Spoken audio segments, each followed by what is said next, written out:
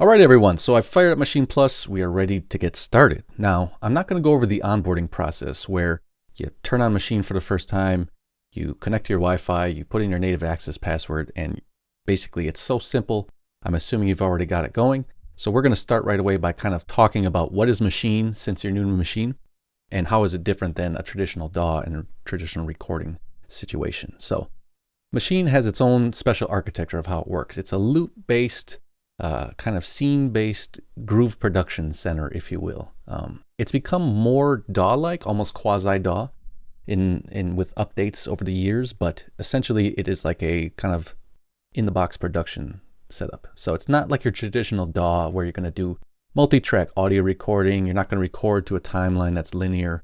It's more loop-based and interesting. So to understand that, let's go ahead to the browser, and we're going to come all the way over to projects. And I'm going to hold shift and turn this down so I can quickly get through all these projects and come to the Welcome Plus project. Let's go ahead and load that up together. Now, this is one of the projects that comes with Maschine.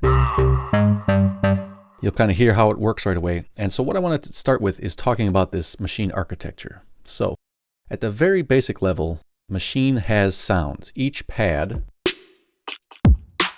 is called a sound. And a sound is equivalent to basically a track inside of your DAW. So what you need to know about a sound is that it can be almost anything. It can be a sample of a drum. It can be a sample of a vocal. It can be an entire loop,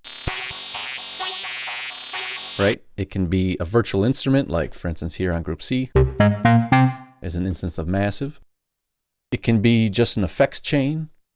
It can be an empty sound that you can record audio onto, anything like that. So there are 16 pads, so 16 sounds inside of Maschine.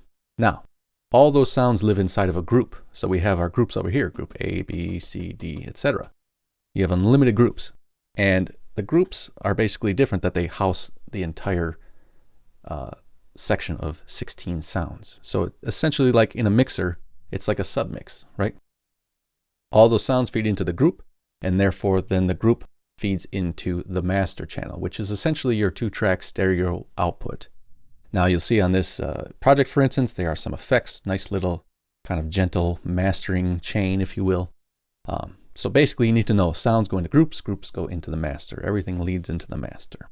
Now, when we talk about how a song is comprised inside of Maschine, let's look at the ideas mode. So in ideas, you basically can see the parts of the song now. So at the top here, I have my scenes. As seen, you can see you can name them, drops, chorus, etc. And as I scroll through each scene, you can see it's selecting different parts of that scene. And these parts are the patterns. So when we come to Group A, for instance, and look at pattern 1, 2, 3, 4, you record your different patterns. And then inside of ideas, you can actually select which pattern is going to play during which scene. So for instance, just in this first scene, the only thing highlighted is this synth pattern, okay? But you could add drums right away and change the scene altogether. All right, we'll get into this much deeper, but I basically want you to know that part. So instead of ideas view, you also have this song mode. So if I hit shift ideas, we come into the song mode where now you're seeing more of a traditional linear arrangement and how the song is going to progress over time. So once we hit play, you're kind of able to see how the track is progressing. And you can zoom in and out and see the entire track as it would be in your final version, just like that.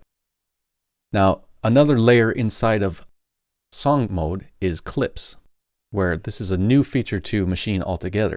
When you can go into clips, you can basically have another layer that you can actually put a single clip in, for instance, anywhere you want. So I just created this little clip, and now I can position it exactly where I want it to go.